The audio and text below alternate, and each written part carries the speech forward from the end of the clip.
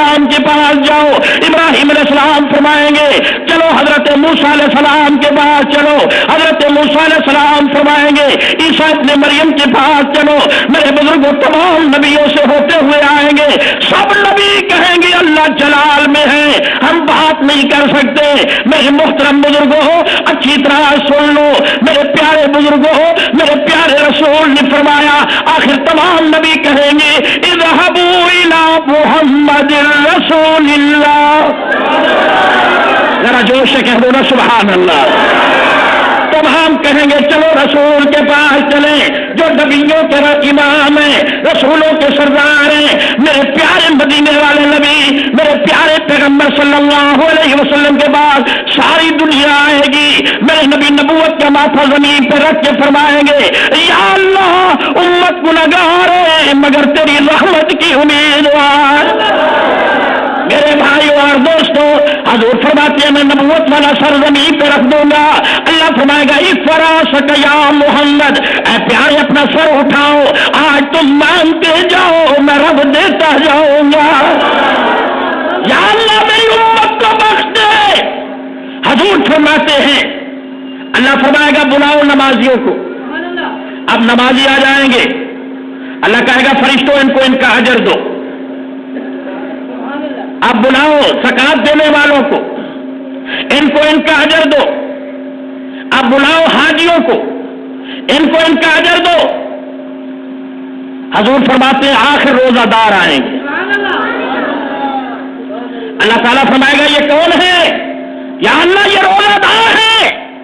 اللہ نے فرمایا نمازیوں کو اجر میں نے فرشتوں سے دلوایا, زکات والوں کو اجر فرشتوں سے دلوایا, حاجیوں کے لیے اجر فرشتوں سے دلوایا, مگر یہ روزہ انہوں نے میں رب کے لیے بھوکا پیاس برداشت کر کے روزہ رکھا ہے. فرشتوں درمیان سے ہٹ جاؤ, الصوم لی وانا اجزا بی. روزہ انہوں نے میرے لیے رکھا ہے, میں رب اس کی جزا ہوں. تم درمیان سے ہٹ جاؤ, میں روزہ داروں کو اپنا دیدار کراؤں.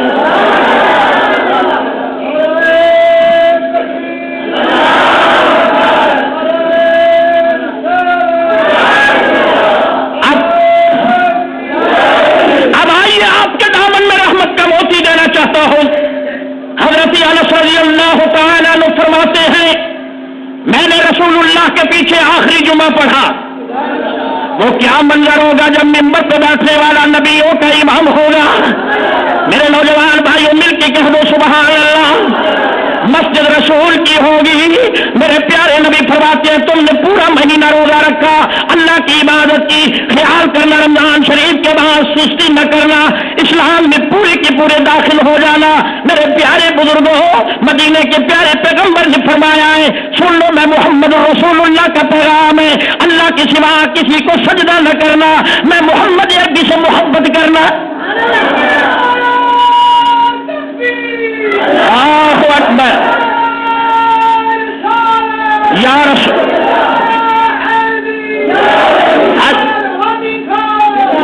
اللہ آپ کو خوش رکھے. میرے بھائیوں ربانی کیا زندہ باد ہے. ایک دفعہ پوری طاقت سے جوش سے کہہ دو مدینے والا نبی زندہ باد. کہہ دو مدینے والا نبی. ذرا دونوں ہاتھ اٹھاؤ, آج اللہ سے مانگے. دونوں ہاتھ اٹھا کے کہو مدینے والا نبی, مدینے والا نبی, شان والا نبی, ہماری سننے والا نبی. اب پوری توجہ سے بیٹھنا, آج رحمت کے موتی دوں گا. اللہ اللہ میرے پیارے نبی کریم صلی اللہ علیہ وسلم نے ارشاد فرمایا اور لوگوں سن لو, مردوں پر بھی کچھ حقوق ہیں, کچھ عورتوں پر بھی حقوق ہیں. میرے پیارے نبی کریم نے اپنا آخری بات پھر دوہرایا مسجد نبوی میں. فرمایا تم میں کالے بھی ہیں, تم میں گورے بھی ہیں, تم میں چھوٹے بھی ہیں, تم میں بڑے بھی ہیں, مگر سن لو گوروں کو کالوں پر کوئی فوقیت نہیں, امیر کو غریب پر کوئی فوقیت نہیں. اگر اللہ کے نزدیک کوئی عزت ہے تو وہ تقوی کی عزت ہے. فرمایا تم میں بڑا آدمی وہ نہیں جو پیسہ زیادہ کمائے, تم میں بڑا آدمی وہ نہیں جو دولت زیادہ کمائے, تم میں بڑا آدمی وہ نہیں جو مکان بہت زیادہ بنا لے, کوٹھیاں بہت زیادہ بنا لے. میرے رسول نے فرمایا خیرکم من تعلم القرآن وعلمہ, تم میں بہتر وہ ہے جو قرآن پڑھے بھی صحیح, قرآن پڑھائے بھی صحیح.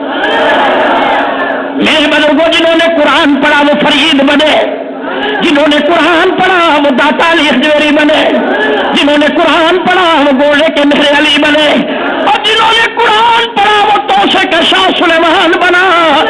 یہی وہ قرآن ہے جس کو ابو بکر صدیق نے پڑھا، حضرت عمر نے پڑھا، حضرت عثمان نے پڑھا، مولا علی نے پڑھا، کربل کے میدان میں نیزے کی علی پہ حسین ابن علی نے پڑھا۔ اللہ اللہ آپ کو منظر یاد دلاؤں، حضرت بابا خواجہ قطب الدین مختار کاکی رحمت اللہ علیہ کی عظمتوں پہ قربان جاؤ۔ حضرت خواجہ قطب الدین مختار کاکی کی 4 سال کی عمر ہے، ماں انگل لگا کے مسجد میں آ گئی، کہنے لگی استاد جی رمضان شریف کا دوسرا روزہ ہے، میرا بیٹا 4 سال کا ہے، اس کو اللہ کے قرآن کی تعلیم دے دو۔ حضرت خواجہ قطب الدین مختار کاکی آج تک ان کا دلی میں مزار ہے، استاد نے بٹھا دیا، وہاں بٹھا کے چلی گئی، استاد نے دیر کے بعد بلا کے کہا کتب جا وضو کر کیا تجھے اللہ کا قرآن شروع کراؤں۔ میرے بزرگوں حضرت خواجہ قطب الدین فرماتے ہیں استاد جی میں گھر سے وضو کر کے آیا ہوں۔ استاد کے سامنے دزانو ہو کے بیٹھ گئے۔ میرے بزرگوں جب دزانو ہو کے بیٹھے ذرا توجہ کرنا، استاد نے کہا میرا بیٹا پڑھ تجھے اللہ کا قرآن شروع کراؤں۔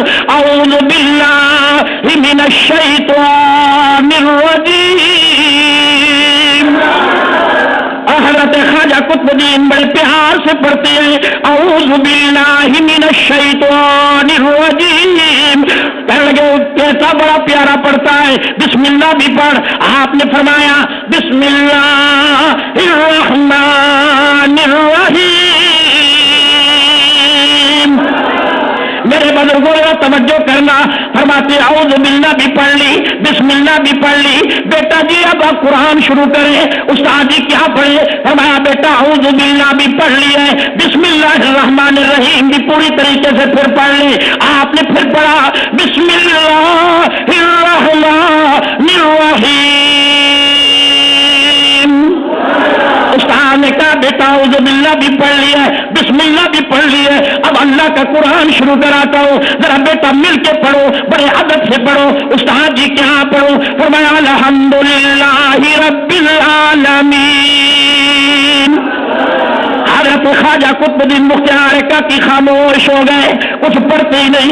بیٹا اعوذ باللہ بھی پڑھ لیے، بسم اللہ بھی پڑھ لیے، اب پڑھتا کیوں نہیں؟ کہنے لگا استاد جی میں اپنی مرضی سے پڑھوں گا۔ استاد بڑا حیران ہو گیا، یہ کیسا شاگرد ہے، کہتے ہیں میں اپنی مرضی سے پڑھوں گا۔ اچھا بیٹا کتب بتا تو کہاں سے پڑھے گا؟ عرض کرتا ہے استاد جی میں پڑھوں گا سبحان الذی اسری بعبدہ لیلا من المسجد الحرام الى المسجد الاقصى الذي باركنا حوله لنريه من آياتنا انه هو السميع البصير۔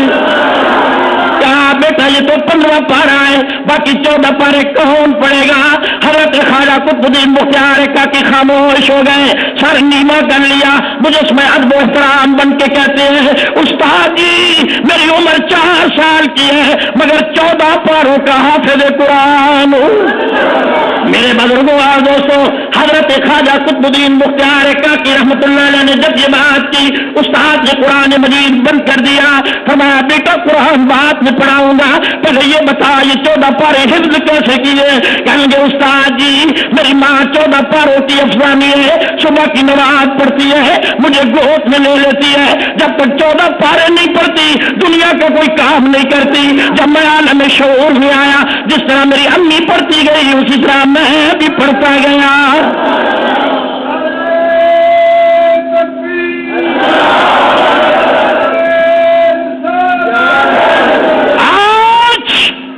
رمضان المبارک کا الوداع ہو رہا ہے، پیغام دے رہا ہے اپنے بچوں کو نمازی بناؤ، قرآن کا قاری بناؤ۔ جب ماں نماز پڑھتی ہے تو بیٹا کتب بنتا ہے، جب ماں نماز پڑھتی ہے بیٹا بہاول حق پیدا ہوتا ہے، جب ماں سجدے کرتی ہے بیٹا محمد بن قاسم پیدا ہوتا ہے، جب ماں اللہ کی بارگاہ میں روتی ہے بیٹا محمود غزنوی پیدا ہوتا ہے۔ ارے جب ماں سجدے کرتی ہے بیٹا کربلا کے میدان میں نیزے پہ چڑھ کے قرآن پڑھنا ہے۔ حضرات میں آپ کے سامنے پیغام نبی سنا رہا ہوں. میرے پیارے نبی کریم نے فرمایا خیال کرنا. میرے حضور نے فرمایا میری امت کی عورتوں اسلام کی خواتین اپنے مرد کی عزت کیا کرو, اپنے مرد کے سامنے اونچا نہ بولا کرو, خیال کیا کرو, اپنی خامد سے اجازت لے کر گھر سے باہر جایا کرو. میرے بزرگوں حضرت فاطمہ الزہرا رضی اللہ تعالیٰ عنہا کہہ دو سبحان اللہ, نبی کی آخری بیٹی ہے, نبی کی آخری بیٹی ہے. حضرت فاطمہ الزہرا حسن حسین کی ماں ہے, علی کی گھر والی ہے. عرض کرتی ہے ابا جان جنت میں سب سے پہلے کون جائے گا؟ ان کا ارادہ یہ تھا کہ میں جنت کی عورتوں کی سردار ہوں, میرا ابا میرا نام لے گا, میں بڑی خوش ہو جاؤں گی. مگر میرے دوستوں, میرے اسلامی ماں اور بہنوں, غور سے سن لو, میرے مدینے کے پیغمبر نے فرمایا میری بیٹی سب سے پہلے جنت کے اندر حضرت سعد بن ابی وقاص کی پاکیزہ بیوی جائے گی, حضرت سعد کی بیوی جائے گی. فاطمہ الزہرا حیران, بیٹی میں رسول کی ہوں, بولو بیٹی میں پیغمبر کی ہوں, میں بنت رسول ہوں, حسن حسین کی ماں ہوں, علی کی گھر والی ہوں, اسلام کی شہزادی ہوں, چادر تطہیر کی مالکم. میرے پیارے نبی کریم سرور کائنات فرما رہے میری بیٹی فاطمہ سب سے پہلے حضرت سعد کی بیوی جائے گی جنت میں. حضرت علی مرتضیٰ تشریف لے آئے, فرماتے ہیں میرے سر کے تاج آج ابا نبی آئے تھے, میں نے ان سے پوچھا جنت میں سب سے پہلے کون عورت جائے گی؟ میرے ابا نبی نے فرمایا حضرت سعد کی بیوی جائے گی.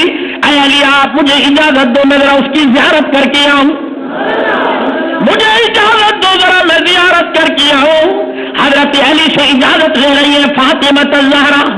میری اسلامی ماں اور بہنوں غور سے سن لو, وہ جنت کی عورتوں کی سردار ہو کر اپنے خامن سے اجازت مانگے, تم بھی اپنے خامن سے اجازت مانگ کے باہر جایا کرو, سر پہ برقع رکھا کرو, خامن سے پرمیشن لیا کرو, شوہر سے اجازت طلب کیا کرو.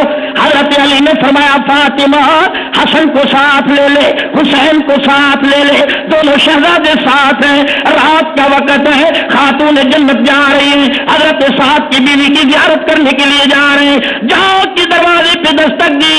حضرت سعد کی بیوی کی بولی من بکل باب, دروازے پہ کون ہے؟ باہر سے فاطمہ الزہرا رضی اللہ تعالیٰ عنہا نے جواب دیا انا بنت رسول اللہ, میں رسول اللہ کی پاکیزہ بیٹی ہوں, میں فاطمہ الزہرا ہوں, میں علی کی گھر والی ہوں, میں حسن حسین کی ماں ہوں. حضرت سعد کی بیوی کہنے لگی میں بڑی خوش نصیب ہوا, میرے دروازے پہ آئے ہیں, وجہ تو بتائیے. فرمایا دروازہ کھول, میں وجہ بتاؤں گی. حضرت سعد کی بیوی کے رونے کی آواز آئی جو کہ کہتی ہے فاطمہ تو بڑی عزت والی ہے مگر میں مجبور ہوں, میرا خاوند کہہ کے گیا ہے جب تک میں واپس نہ آؤں دروازے کی کنڈی نہ کھولنا, جب تک میں نہ آؤں دروازہ کسی کے لیے نہ کھولنا, میں مجبور ہوں. تیرے ابا کا بیان ہے جو خاوند کی تابع دار ہوگی اس کی شفاعت کرنے والے احمد مختار ہوں گے.